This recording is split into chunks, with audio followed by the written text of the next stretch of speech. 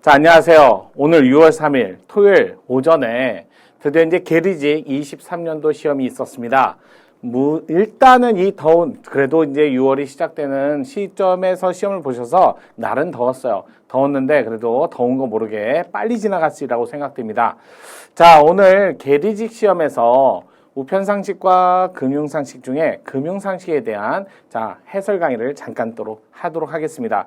자, 일단 시험 보느라고 고생하셨습니다. 자, 고생하셨는데요. 자, 금융상식 문제가 좀 어려웠어요. 작년에 비해서도 훨씬 어려웠고, 그렇다고 해서 계산 문제가 있거나 그렇진 않았죠. 무슨 공제액을 계산해라 그런 건 없었어요.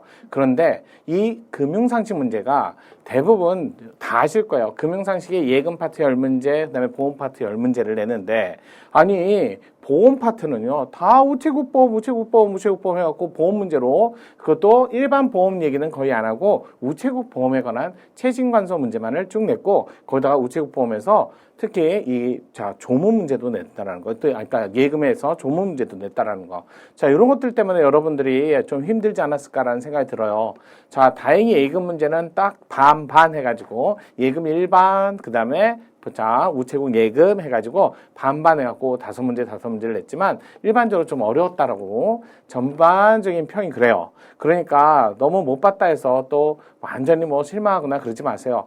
여러분만 못 본 게 아니라 모두 다 못 봤고요. 또 이 중에 또 잘 본 분은 또 엄청 열심히 하는 분은 또 잘 봤겠죠. 자, 잘 본 분, 못 본 분, 다 항상 시험을 보면 그거에 대한 결과가 나오기 마련이고, 자, 여러분들은 그거에 대해서 너무 또 이제 와서 지난 일인데 또 인생을 좌절하거나 그러지 마세요.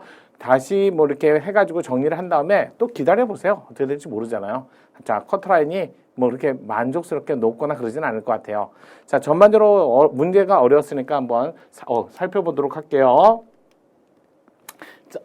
자, 문제, 화면이 벌써 넘어가 버렸네요. 자, 일단 볼게요. 자, 문제를 일단은 여러분들이 대하했을 때는 굉장히 어렵게 체감을 느꼈을 것 같아요. 제가 봐도 이거 해설하면서 야, 이런 문제까지 냈어? 라고 생각이 들 정도예요. 자, 정확하게 20문제 중에 10문제. 자, 차곡차곡 한번 살펴볼게요.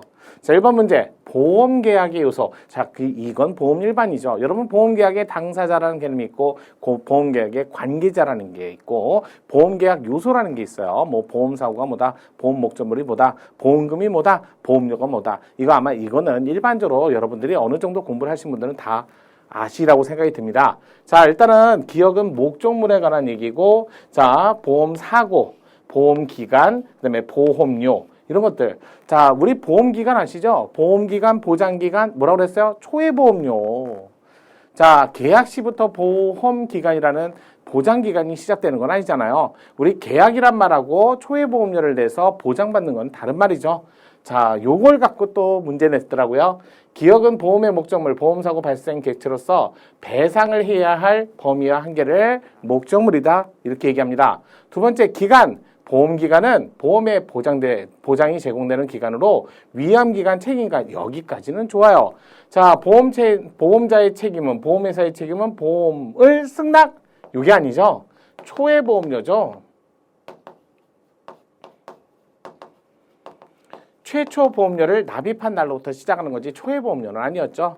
자, 디귿의 보험사고란 보험에 담보된 재산 또는 생명, 신체에 관해서 보험자가 보험금을 약속한 사고가 발생하는 것, 특히 피보험자에게 보험료는 보험사고를 보장받기 위해서 계약자가 보험자에게 지급할 금액을 우리는 보험료라고 하고, 보험회사가 보험사고가 있을 때 그로 인해서 지급하는 금액을 우리는 보험금이라고 하죠. 그래서 옳은 것은 3개. 이걸 찾다. 자, 그래서 1번 문제는 그래도 워밍업적으로 여러분들이 대부분 많이 푸셨으리라고 생각이 됩니다. 자, 그다음에 2번 문제 볼게요. 보기에서 우체국보험 언더라이팅 심사에 대한 설명으로 옳은 것을 모두 고른 것은, 자, 언더라이팅. 자, 이것도 우체국에서, 자, 여러분 일반적으로 보험할 적에 언더라이팅이라는 거에서 위험 분류를 해요. 같은 위험끼리 모아놔야, 자, 위험 가능성이나 이런 것들이 다른 분이 막 섞여 있으면 그 나머지 위험원이 같은 종류에 있는 분들의 위험이 증가돼서 본의 아니게 보험 계약이 계속 또는 보험 상품이 계속 유지될 수 없는 걸 막기 위해서 우체국 보험 모집이라든지 또는 보험 중개이라든지 또는 보험자 이런 어떤 대리점에서 보험을 처음 설명하면서 또 접하면서 이런 것들을 좀 걸러내고 같은 위험끼리 또는 걸러내기보다는 같은 위험끼리 모아야죠. 그걸 우리는 언더라이팅이라고 합니다. 자, 그런데 보험에서는 일반적으로 네 가지를 분류를 해요. 그런데 그것도 우체국 보험에서는 세 가지로. 그래서 신체적, 환경적, 도덕적, 재정적을 도덕적에다 같이 묻어서 설명을 하니까. 자, 그런 것들인데, 자, 볼게요. 기억, 언더라이팅. 자, 옳은 것을 찾는 거예요. 언더라이팅, 청약심사. 일반적으로 보험사의 위험 선택 업무로서 위험을 좀 분류하기 위해서, 같은 위험끼리 모으기 위해서 위험평가를 체계해야 되는 기법을 말합니다. 맞는 질문. 자, 보험 판매 과정에서 계약 선택의 기준이 되는 위험 중 환경적 위험. 자, 환경적 위험 이렇게 나왔는데 피보험자의 직업 업무 내용. 자, 운전 여부, 취미 활동, 음주, 흡연. 여기까지는 환경적이 맞는데 요거는 뭐예요? 요거는 신체적이죠. 그다음에 요거는 피보험자와 수익자의 관계는 도덕적이죠. 자, 이렇게 해서 환경적 이라는 개념하고 그다음에 도덕적이라는 말하고 또는 신체적이라는 위험을 분류하는데 여러분 입장에서 이걸 다 집어넣고 환경적 위험은 이렇게 했으니까 이거 뭐 너무 많잖아요, 누가 봐도. 그래서 니은은 틀린 지문이었고, 자, 디귿 최신관사에서 피보험자의 신체적, 환경적, 도덕적. 여기서 아예 살짝 좋네 이렇게. 자, 종합적으로 평가 정상인수, 조건부 인수, 거절 또는 인수 조건을 결정하는 언더라이팅 심사를 최신관사에서 합니다. 자, 계약 적부 조사, 적부조사요. 이거 뭐예요? 계약 내용을 제대로 했는지 안 했는지를 사후에 조사하는 거 맞죠? 그럼 누굴 만나야 돼요? 계약 내용에서 제일 불리한 자는 피보험자잖아요. 계약자를 직접 만나는 게 아니라 계약 적부조사는 피보험자를 만나서 직접 면담해서 계약의 적부조사성의 주요 확인을 중심으로 확인하는 제도다. 그래서 피보험자를 만나야죠. 자, 그래서 두 지문이, 자, 니은하고 니을이 틀렸으니까 옳은 것을 고르세요. 기억과 디귿을 고르셔야겠죠. 2번이 정답이었습니다. 자, 이렇게 이것도 조금 더 공부를 이제 이런 문제는 대부분 다 주의하고 공부할 적에 많이들 외우시기 때문에 자, 2번까지도 대부분 많이 잘 넘어오셨을 것 같은 생각이 들어요. 3번 볼게요. 여러분 보장성 보험, 저축성 보험, 이렇게 그다음에 연금보험 이런 얘기 아시죠? 자, 보험의 종류가 크게 세 가지잖아요. 보장성 보험. 보장성 보험은 자, 근로소득자에 한해서만. 자, 근로소득 이외에 연금소득자는 세액공제 대상이 안 된다 해서 자, 여기는 세액공제에 관한 문제를 옳은 것은 자, 보장성 보험료. 이거는 우체국뿐만 아니라 일반적인 보장성 보험의 내용으로서 근로소득이 없는 연금소득 거주자는 세액공제 대상이 되지 않습니다.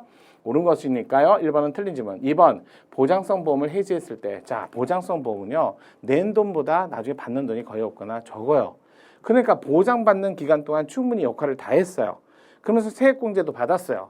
그러면 충분한 기간 동안 세액공제 받으면서 역할을 다 했기 때문에 받는 금액도 거의 없기 때문에 나중에 중도 해지했다. 해지하면 장래를 향해서 사라지는 거니까 과거에 있었던 거는 건들지 말아야죠. 따라서 이미 공제받은 보험료는 과세된다는 게 아니라 과세 대상이 아닙니다. 그래서 이것도 틀린 질문.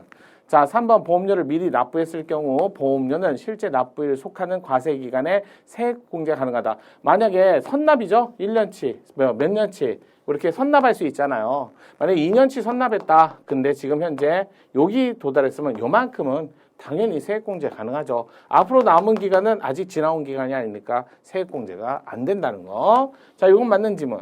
4번 장애인 전용 보장성 보험은 세액공제 100만 원 범위 내에서 15%, 12%는 일반 근로자 보장성 보험이죠. 따라서 옳은 질문은 3번이었습니다.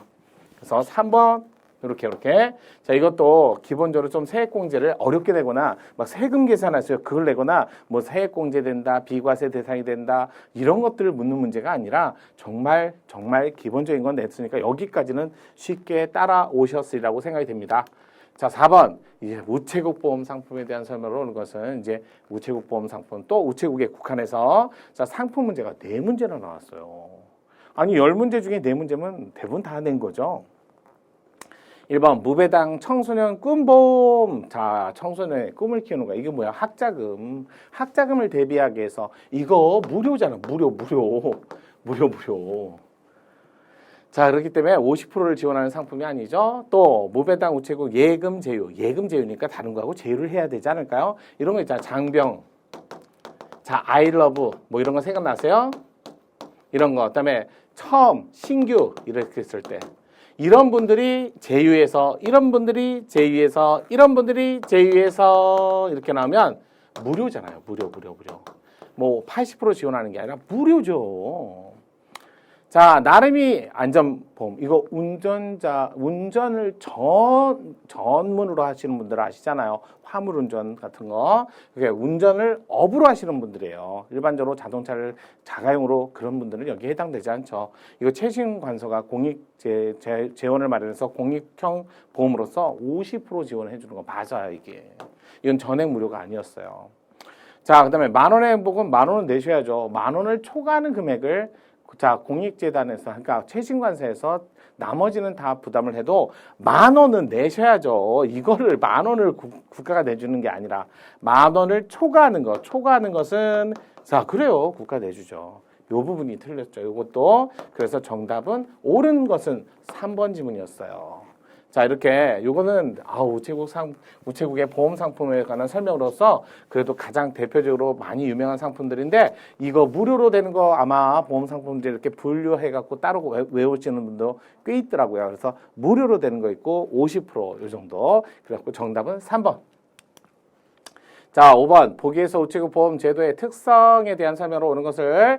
자, 몇 개인가요? 아, 진짜 몇 개인가요? 이건 뭐, 솔직히 말해서, 뭐, 2개다. 그랬는데, 뭐, 2개를 맞췄는데, 다른 걸로 맞춰도 관계는 없어요. 이게 그래서 변별력이 그렇게 있느냐 문제는 되는데, 그래도 어려운 문제예요. 아니, 하나라도 잘못 맞추면 틀리니까요. 한번 볼게요. 기억. 장애인 전용. 보험 전용. 전환특약. 여기는, 자, 지정 대리 청구. 특약. 자, 지정 대리 청구 서비스 특약. 아, 이거 뭐야? 이륜자동차 특약. 이거 다 특약을 붙이는 거잖아요. 특약. 그러면서 장애인 전용 보험 전환 특약 대상 계약은 전환 대상 상품의 피보험자 수익자가 모두 장애인인 경우에만 맞아요. 자, 니은 지정 대리 청구 서비스 특약. 지정 대리 청구인은 피보험자의 가족관계 배우자. 오케이. 아, 4촌이 아니라 이거 3촌이야. 아, 3촌. 아, 이게 참 어려웠는데 이게 또 3촌이라서. 자, 디귿. 지정 대리 청구 서비스 특약은 대상 계약은 계약자, 피보험자, 수익자 모두 동일한 계약이다. 맞는 지문이었어요. 이륜자동차 운전자 탑승자 재부담 담보 특약 가입 대상은 이륜자동차 운전자 소유자고 관리하는 경우도 포함됩니다. 않는다? 이게 틀렸죠. 그래서 그래도 이거 어찌됐든 뭐 기억니은을 찾아서 2개를 뽑든 뭐 그다음에 나머지 뭐 기억 디귿을 찾아서 제대로 뽑든 아 그래도 2개를 찾으신 분들은 다행이죠. 어려웠어요 이게. 솔직히 말해서 이 특약까지 많이 보시는 분들은 따로 없었는데 이게 주로 그래도 특약 중에 이륜자동차 특약, 대리청구인 서비스 특약. 왜냐면요 대리청구인이 뭐예요? 자 계약자, 피보험자, 보험수익자가 한 사람이에요. 근데 그 사람이 결국 돌아가셨다 또는 다쳤다. 아니 돌아가시면 안 되죠. 다쳤는데 그러면 병원에 누워 있는데 그걸 보험금 어떻게 타라가요? 그러니까 대리 지정자를 미리 사전에 특약 서비스를 하는 거죠. 그러니까 다 같은 자야죠. 그다음에 가서 타는 사람은 배우자 또는 삼촌이네. 사촌도 아니고. 그래서 이런 것들이 좀 어려운 내용이었는데 이걸 조금 보신 분들은 알겠지만 잘 안 보는 분야에서 문제가 어려웠어요. 자, 6번 볼게요. 보험 상품. 자, 그것도 우체국 보험 상품. 자, 보험 상품 문제가 4문제. 설명으로 옳은 것은 기억, 무배당 알찬 전환. 자, 전환했을 때 전환되는 일시나 보험료. 요거 맨 뒤에 칸에 보면 전환 전 계약의 만기 보험금과 배당금을 합한 금액이다. 이렇게 돼 있어요. 이거 맞는 지문이에요. 자, 무배당 에버리지 상해보험은 전환이 안 돼요. 우리가 되는 보험은 에버리지 상해보험이에요. 에버리지 복지보험.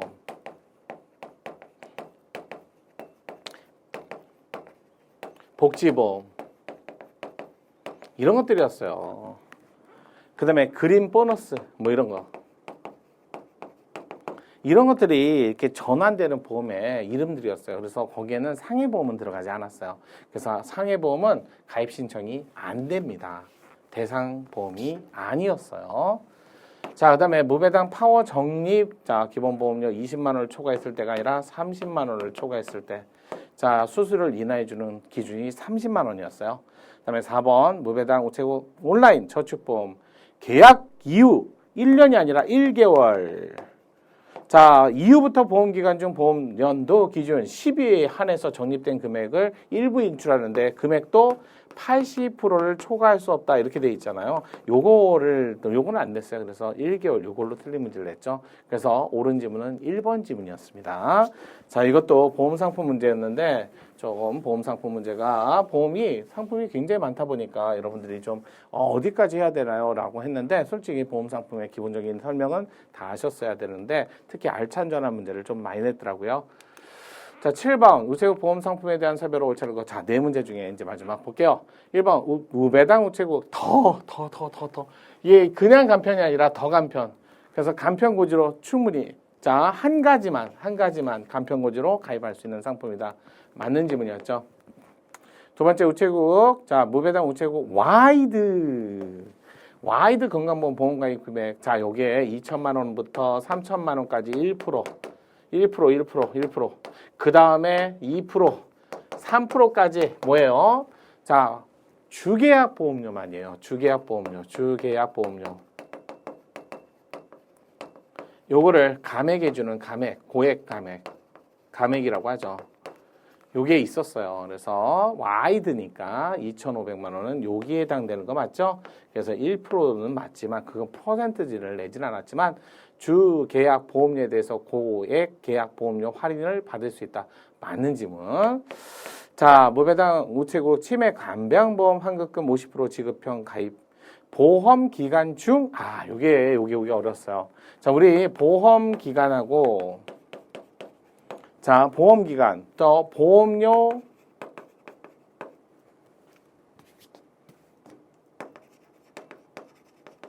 납입 기간. 자, 요게 보장성일 때 요거는 같이 갈 때는 전기납이라고 배웠고요. 자, 보험료 납입 기간은 짧은데 보장 기간은 길으면 우리 단기납이라고 배웠죠. 그래서 10년, 20년, 30년 뭐 이렇게 돼 있고 보장 기간은 80세 뭐 이렇게 이런 식으로. 그러다 보니까 내는 기간은 짧은데 보험 기간은 길잖아요. 그래서 요 보험이었어요. 그래서 이거는 보험 기간 중에 계약 해지가 아니라 보험료 납입 기간 이 범위 내에서 해지될 경우 요 부분이 틀렸죠. 그래서 보험 기간 중이 아니라 보험료 납입 기간 중이에요. 요게 아니라 요거였어요. 정기납이라면 이건 단기납인데 정기납이라면 갔는데 이 보험은 우체국 치매 건강보험은 단기납이었어요. 그래서 단기납이기 때문에 보험료 납입 기간 중 해지될 때 표준형 해약 환급금의 50%를 해약 환급금으로 지급한다. 그래서 3번이 틀린 지문이요. 자, 4번 무배당 우체국 실손 정기보험. 자, 2종 간편 가입을 했는데 나중에 보니까 1종으로 바꾸고 싶은 거죠. 그래서 계약일로부터 3개월 내에 1종 가입을 희망한다면 계약심사, 일반 계약심사를 통해서 1종 가입을 청약할 수 있다. 맞아요. 그래서 정답은 3번이었습니다. 자, 어려웠죠. 예, 진짜. 뭐 공부를 열심히 했는데도 이게 시험장 가면 잘 안 보여요. 그래서 그만큼 연습을 많이 할 수밖에 없다라는 말밖에 드릴 게 없네요. 자, 그래서 정답은 3번. 자, 8번 우체국보험의 효력상실 부활에 대한 설명을 옳다는 거. 특히 부활 아시죠?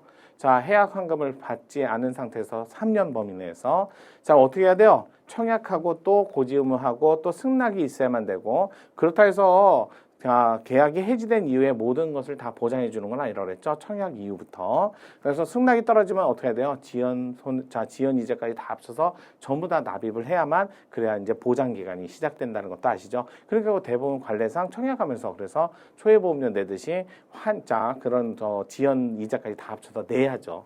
그래야 보장을 받는 거죠. 그래서 그렇지 않으면 그냥 승낙하고 나서 내고 나서 그때부터 다시 보장받는 거죠. 자, 그러면 기존의 조건을 그대로 살리는 걸 부활이라고 합니다. 자, 효력상실하고 부활 볼게요. 1번 보험료 납입 연체로 인한 해지계약, 해약 환급금을 받지 않은 경우에 계약자는 해지된 날부터 3년 이내 계약 부활을 청구할 수 있고요. 보험료 납입이 연체 중인 경우 납입 최고는 유예기간이 끝난 15일 이전까지 서면 등으로 이루어지고, 자, 최신관서 부활을 승낙했을 때 계약자는 부활 청약한 날까지 연체된 보험료와 이자를 더해서 다 납부를 하셔야죠. 4번 보험료 납입 유예기간 해당 월분 보험료 납입기일로부터 납입기일이 속하는 달의 다음 달이 아니라 다음 요거 기본 강의할 때도 했고 문제할 때도 했죠. 다음 달이라고. 예, 다음 달이었어요. 요분이 틀렸어요. 아, 진짜 제가 이거 참 특이하다. 기본 강의 때도 말씀드렸는데 다음 달 말일까지며 유예기간 마지막 날이 영업일이 아닌다면 그 다음 날로. 그래서 정답이 4번이 옳지 않은 지문이었어요. 아, 진짜 요거 일로 냈더라고요. 자, 9번. 우체국보험의 보험금 지급 청구에 대한 설명을 옳은 것은 1번 보험금 청구권은 지급 사유 발생일로부터 3년입니다. 2년이 아니죠. 3년이죠. 자, 그다음에 최신관서 보험금 청구서를 접수한 날부터 11일 이내 보험금을 지급한다. 제3 영업일이라고 아시죠? 이내. 이렇게 되는 거죠. 그다음에 소송 제기, 분쟁 조정 신청, 수사기관 조사, 해외에서 발생한 보험사고에 대해서는 아무래도 이거는 30일을 넘어서 기간을 걸릴 수밖에 없다 해서 초과 사유에 해당된다. 맞는 지문이었어요. 자, 네 번째 보험 사망보험금 선지급제도 보험 피보험자의 남은 생존기간 6개월 이내라면 사망보험금의 60% 여기까지는 좋아. 66은 좋았어. 잘 맞았어. 선지급 사망보험금을 누구한테 줘야 돼요? 지금 돌아가시기 직전에 지금 미리 주는 건데 돌아가시기 직전에 미리 주는 건 그래도 치료도 하고 간병을 하라고 주는 거잖아요. 그러면 수익자가 아니라 피보험자에게 줘야죠. 아, 이거는 너무 인지상정이다. 그래서 옳은 지문을 고르는 것은 3번이 옳은 지문이었어요.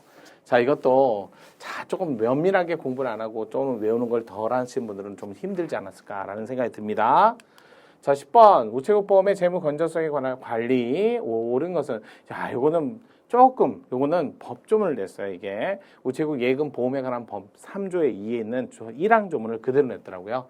자, 우체국 보험은 자본의 적성성 유지를 위해서 지급 여력 비율을 반기별, 여러분 반기 그러면 전반기, 후반기 이렇게 되고 분기별 그러면 1분기, 2분기, 3분기, 4분기 이렇게 1년을 4번으로 나누잖아. 4달씩. 그래서 여기는 반기별이 아니라 자, 분기별. 4번이야, 4번. 자, 이거는 그대로요. 예금보험법, 우체국 예금보험 법률의 3조의 1항을 그대로 낸 지문이에요. 그대로.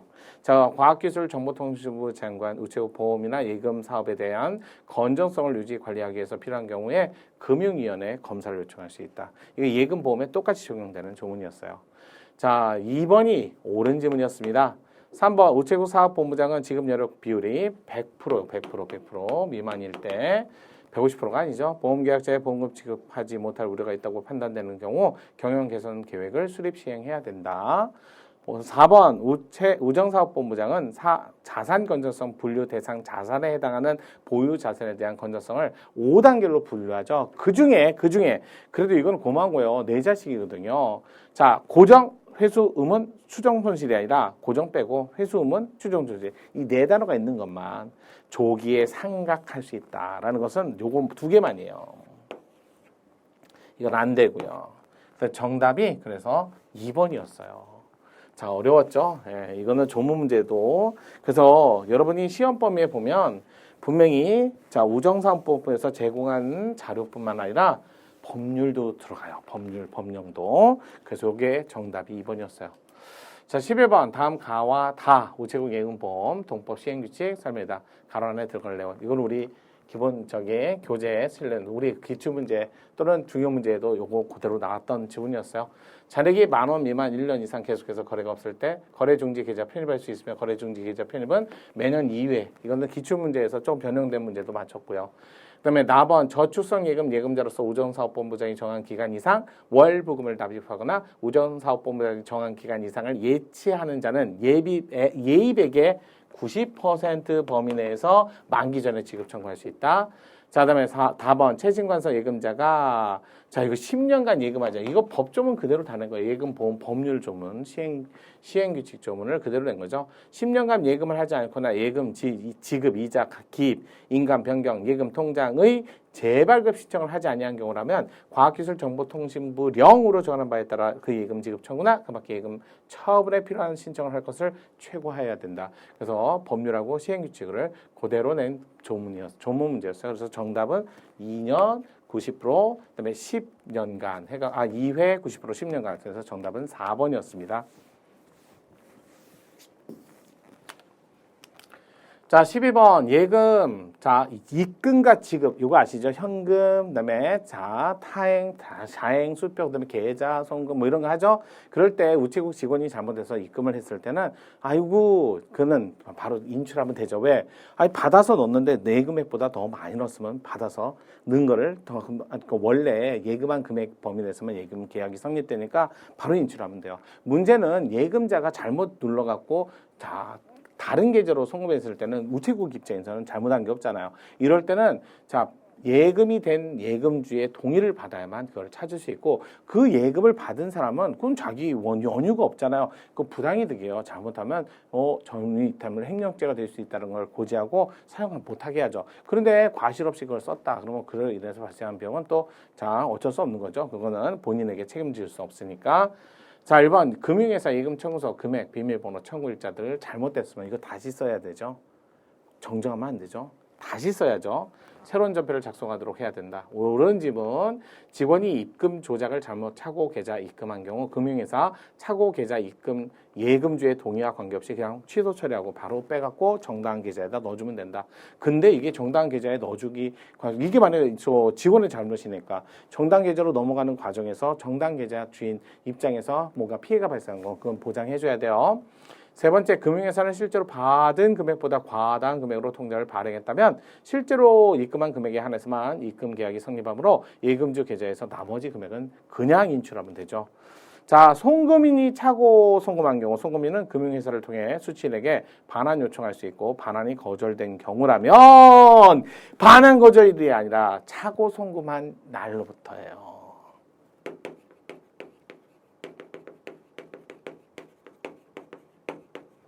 이거죠. 반환 거절일이 아니죠. 차고 송금일로부터 1년 이내 예금보험공사에 반환지원금 신청을 할 수 있다. 이게 반환 거절일이 아니죠. 그래서 정답이 4번이었어요. 어려웠어요. 이거 반환 거절일을 정확하게 보지 못하신 분들은 송금일부터요. 차고 송금일부터. 정답은 4번. 자, 13번. 자, 이게 진짜 어려웠다고 많이 말씀하세요. 이게 뭐 대습상속이라는 게 되거든요. 이게 상속 결격자가 됐을 때 이게 결격자가 됐으면 대습상속에서 이분이 상속인이 돼요. 그러다 보니까 1번 지문에서 다음 요 상속에 대한 설명인데 1번 지문에서 이분이 돌아가신 거죠? 이분이 돌아가신 거 이랬을 적에 상속인은 원래 이렇게 돼요. 근데 이분이 결격되면 이분을 대신해서 일로 넘어가니까 이분이 되는 거죠. 그럼 뭐 이래저래 네 분이잖아요. 그래서 C의 사망 당시 G가 결격자있더라도 배우자가 되니까 네 분이 나오셔야 되고 C가 정기 적금 적립기간 중 사망했을 때는 나머지 상속인들을 모두의 동의를 받아야 되는데 EFG만 아니요 이분까지 동의를 받아야죠. 승계할 수 없습니다. 자, C가 사망 당시 유언으로 전 재산의 9억을 사회단체에 기부했을 적에 돌려받을 수 있는 거 원래 9억을 만약에 이분은 결격 사유가 아니라면 자 상속인은 이렇게 결격 사유가 아니라면 이렇게 네 분이잖아요. 근데 어떻게 해요? 1대 배우자는 1.5잖아. 그러면 계산하기 어려우면 곱하기 2 하면 돼요. 2 그러면 3이죠? 그럼 다 더하면요. 9죠? 그러면 이분이 받을 수 있는 건 얼마예요? 여기서 말하는 건 2니까 9분의 2죠? 그러니까 9억에서 2억 받죠? 근데 그건 상속분이고요. 이건 상속분이고요. 상속분의 2분의 1. 왜? 자녀분이니까 2분의 1. 나머지 형제자매는 3분의 1이잖아. 2분의 1을 의료분이라고 하죠. 그럼 얼마요? 1억 원. 그래 3번이 맞는 지문이죠. 자, 그 다음에 4번 합유, 공유설인데 공유는 지분을 가졌기 때문에 따로따로 분리해서 자 양도할 수 있어요. 근데 합유설에 따르면 다 뭉쳐야 돼. 다 합쳐져야 돼. 일부만 안 돼. 그래서 제한 나머지 상속분 이러면 틀린 지문이지. 그래서 1번, 2번 틀리고 3번이 맞는 지문이었어요. 아, 이거 많이 어려웠어요, 이게. 그러니까 일반적으로 상속이라는 게 좀 많이 힘들었는데, 솔직히 말해서 1번, 2번은, 아니, 이거 틀리면 이것도 같이 틀려야 돼요. 왜? 어차피 2분이나 2분이 붙으면 2분, 2분이 안 되면 2분에서 2분. 이렇게 해갖고, 이게 틀리면 이거 틀려도 같이 틀려야 돼. 그러면 이게 맞으면 이것도 맞아야 되고. 그게 1, 2번을 찍으신 분들은 정확하게 상속이라는 제도를 잘 모르셨던 거예요. 1번이 틀리면 2번도 틀려야 되고요. 1번이 맞으면 2번도 맞아야 돼. 근데 옳은 것을 고지하는데 1번 소식 오시면 어떡해요? 그래서 옳은 건 3번이었어요. 사뷰설과 공유설 좀 다르다. 그래서 저 어려운 문제였어요. 자, 14번 채권에 대한 설명을 옳지 않은 것은 1번 채권은 정부, 지방자치단체, 금융회사, 신용도가 높은 주식회사 발행, 채무 불행의 위험이 상대적으로 낮다. 오케이.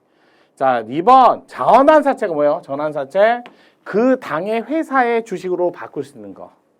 그러면 교환사채는 뭐예요? 그 회사가 보유하고 있는 다른 회사의 주식으로 바꿔주는 거. 그게 교환이잖아. 근데 이거 앞뒤로 설명했어. 그죠? 그래서 또 틀린 지문이야. 아, 이렇게 해서 앞뒤로 잘못 설명했잖아, 이게 이렇게. 그래서 틀린 지문이야. 발행회사가 보유한 타회사, 그러면 교환사채고, 발행회사 주식을 보유하게 되면 전환사채로 가야지. 2번이 틀렸죠. 자, 3번 우리나라에서 주로 발행되는 주가지수 연계형 채권, 투자금액의 대부분을 일반 채권에 투자하고 나머지는 파생상품, 그래서 조금 위험성을 낮춘다. 자, 4번 첨가 소화 채권, 주택, 자동차 구입하거나 부동산, 아마 부동산이나 자동차 한 번이라도 구입해 보신 분은 알 거예요. 한 0.5%에 되는 채권 사야 되는 거 아시죠? 의무적으로 매수해요. 채권으로 정부가 지방자치단체 등 공공사업 추진을 위해 재원을 조달하는 목적으로. 그래서 우리는 첨가 소화채권 참가해서. 정답은 2번 옳지 않은 것 요구했어요. 이거는 단순한 조금 공부하셨으면 대부분 다 아시지 않았을까라는 문제였습니다. 자, 15번 CD, ATM 서비스 설명으로 옳은 것을 모두 고르면 기업, 우체국, 스마트 ATM, 기존의 ATM 서비스뿐만 아니라 계좌 개설, 체크카드, 보안 매체, 발급, 비밀번호 변경 등이 가능하다. 자, 일단은 ATM, 계좌이체, 체크카드, 보안 매체 다 가능하죠. 자, 2번, 니은 CD, ATM, 계좌이체는 최근 1년간 영업정 창구가 아니라 CD, ATM 이거를 통해 현금 이출을 한 번도 안 했고 또 1일 1회 이체한도 그러니까 그때서는 10만 원으로 축소하고 있다 이렇게 나와야죠. 아, 죄송해요. 여기 이제 디귿인데 이걸로 붙었네요. 자, 그다음에 CD ATM 서비스를 이용하기 위해서는 현금 카드나 신용 체크 카드 있어야 하지만 최근 기술 발달로 휴대폰, 바코드, 생체 인식, 특히 이용 매체가 없어도 사용할 수 있다. 맞는 지문. 자, 보이스피싱 피해 방지를 위해서 수취 계좌 1회 100만 원 이상 이체 금액에 대해서 CD ATM 인출되면 인출 시점부터 10분이 아니다. 이건 10분 금방 지나죠. 30분이었잖아요. 요거 요즘에 피싱이 다 못다 해가지고 한 번 인출하면 100만 원 하면 텀을 두고 인출을 해요. 그래서 30분이에요. 30분. 그래서 옳은 지문을 고르세요라고 했으면 자, 기억과 디귿 지문이 옳은 지문이었네요. 자, 일반적으로 여러분들 문제 풀 적에 이렇게 문제를 좀 보셔야 될 것 같아요. 그래서 요게 기억과 디귿 지문이 여기 섞여 있어서 그래서 요게 틀린 지문이다. 여기 섞여 있어서 좀 표시를 해드렸어요. 자, 기억과 디귿. 그래서 정답은 1번이었습니다.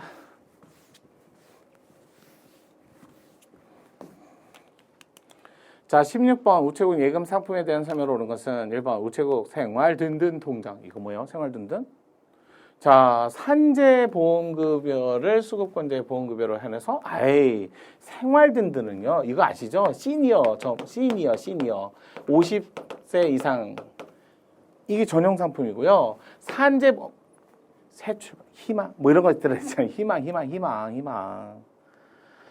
자, 그래서 이거 틀렸고, 그 다음에 우체국 가치 모아는 예금주에게 매주가 아니라 매월. 새출발, 희망. 희망이 보여야지, 희망. 산재니까. 자, 그 다음에 3번, 이웃사랑 정기예금은 종이통장 미발행. 친환경, 기부, 참여. 이거, 초록별 사랑. 정기예금. 이 상품 설명이죠. 4번 우체국 편리한 이 정기예금 보너스 비상금 출금. 아 그래 편리한 이 이거 아시죠? 보너스 편리한 목돈 활동이 가능한 디지털 전용 상품의 정기예금이다. 맞지요? 그래서 정답이 아이고 옳은 것은 4번이었네요. 이런 것들을 좀 그래서 우체국 희망 자 매월 이거 진짜 많이 아는 초록별 사랑 환경 이런 거 자 이렇게 우체국 예금 상품에 관한 문제였습니다. 정답은 4번이었어요. 자, 그다음에 7번 우체국 체크카드 이제 예금 상품, 그다음에 예금 상품 체크카드. 예금 편에서는 상품 문제를 많이 내지는 않았어요. 그다음에 예금 상품 하나, 그다음에 체크카드 하나 이런 식으로 해갖고 그다음에 이제 환전. 외국환 뭐 이런 것들 그래갖고 각각 분야별로 한 문제씩. 자 우체국 체크카드는 자 일단은 뭐 하이브리드가 아닌 한 신용 기능은 없어요. 자 우체국 체크카드는 수시로 찾아서 수시로 지불하는 것을 간편하게 해주는데 신용카드 가맹점을 이용한다는 거죠. 따라서 이거 체크카드 사용하려면 수시 입출금식 예금 가입자 또 12살부터 이런 거 나와야죠. 법인용 체크카드 이거요. 법인용 체크카드인데 이게 현금 이출이 가능한 거는요. 이런 분들이 아니라 개인 사업자만 가능합니다. 딱 한 분만 가능해요. 개인 사업자만. 요게. 그래서 하나인 건 맞는데 법인 임의단체가 안 돼요. 자, 개인 체크카드 발급 대상 우체국 거치식이 아니라 수시 입출금식 통장을 보유해야 된다. 자, 3번 위탁업체를 통해서 발급받은 경우 고객이 카드 수령 후 우체국을 직접 방문하여 등록해야만이 아니죠. 왜? 뭐 우체국을 직접 방문할 필요 없죠. 서명하고 그다음에 온라인이라든지 여러 가지 방법이 다양하게 있어요.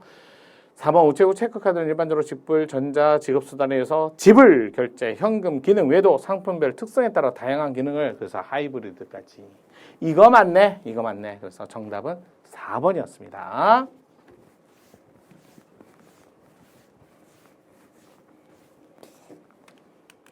자, 18번 보기에 외국환 업무. 자, 이거는 대부분 다 원래 스위프트, 신한은행. 맞죠. 그 다음에 뭐예요? 나머지 뭐 머니그램, 유로지로. 특히 머니그램 특별 번호를 딱 주고 계좌 필요 없죠? 그 다음에 유로지로는 또는 계좌나 또는 주소지에다가 직접 뭐 이런 것들 기억하시죠? 자, 머니그램은 딱 10분 뒤부터 바로 그냥 머니그램 제외한 그런 기관에 가서 찾을 수 있다. 뭐 이런 거. 가맹점에 가서 찾을 수 있다. 이런 것들이죠. 그래서 외화 배달 서비스 이용 시 외화 수령일은 신청일로부터 제3영업일 10일 맞아 지정할 수 있다. 두 번째 니은 머니그램은 송금 후 10일 뒤에 송금번호만으로 수취가 가능한 특급 맞아요 서비스. 자 그런데 디귿 외환전 예약은요 신한은행이 아니라 하나은행인 거 아시죠? 자 그래서 인터넷 뱅킹 서비스 스마트 뱅킹 신청 후 모든 우체국이 아니지요. 환전 이거를 할 수 있는 우체국. 그러니까 요거를 요걸 영업할 수 있는 우체국. 또 자, 하나 은행과 제휴한 이런 것만 가능하죠. 다 될 수는 없죠. 제휴은행 일부 지점. 요게 바로 하나은행이죠. 여기 바로 나오네요. 하나은행. 근데 스위프트는 하나은행이 아니라 신한은행이 나오셔야지. 이거는 뭐 기본이잖아요. 스위프트는 신한은행. 그래서 기억 니은이 맞는 지문이었고요. 자 옳은 것을 보도록 요게 디귿리을이 틀린 지문이었어요. 그래서 이렇게 자 그래서 제3 영업 1부터 10일로 지정할 수 있고 머니그램은 자 고유한 번호로 바로 10분 뒤부터 자 예약 서비스는 어떻게 됐든 예약 서비스를 하는데 모든 은행이 다 가능한 건 아니고요. 제휴은행은 하나은행. 하지만 스위프트는 신한은행이었잖아요. 그래서 1번이 맞는 지문이었다. 자 19번 금융거래 비밀 보장에 관한 설명으로 옳은 것을 모두 고르세요. 자 보세요. 기억에 금융거래 정보 제공 관련 서류 보관기간은 그래요. 이건 5년 맞아요. 맞습니다. 이거 또 지문을 많이 보신 분 알지만 통보 유예기간 종료되면 즉시가 아니라 명의인에게 정보 제공 사실과 통보 유예 사실을 통보해야 되고 요게 니을하고 같이 연결되어 있거든요. 지문이 가서 보면요. 금융회사가 금융거래 정보를 제공한 경우에 정보 등을 제공한 날부터 10일 이내 명의인에게 서면으로 제공. 이게 같이 붙어 있거든요. 이게. 그래서 이건 틀리고 이건 맞고. 자, 디귿에 보니까 과세제로 제공 금융회사 내부 또는 금융회사 상호 간의 정보를 자, 제공한 경우라면 기록 관리가 아니라 이거는 면제한다 이렇게 돼 있죠. 그래서 기억과 리을이 맞는 2번이 정답이었습니다. 자, 이렇게 해서 여러분들이 문제 풀 때 박스 문제가 많아서 어려웠어요. 당연히 한 지문만 봐선 선생님 같이 풀었으면 쉽겠네요. 저는 이걸 어부라는 분이 어부라는 사람이고요. 여러분들은 되게 어렸을 거예요. 아마 되게 제가 생각할 때는 굉장히 어렵지 않았을까. 박스 문제가 너무 많았어요. 자, 20번도 볼게요. 예금자 보호 설명. 요거는 이제 간단했죠. 조금만 신경 써서 하신 분들은 대부분 맞히지 않았을까요? 정부나 지방자산자, 한국은행, 금융감독, 예금보험공사, 부보금융회사 예금은 보호 대상에서 제외된다. 맞죠? 자, 저축. 얘는 비과세죠? 비보호죠? 하지만 예금, 부금, 이건 보호죠? 이거 앞뒤로 바뀌었죠, 또. 이런 식으로. 이게 틀렸죠?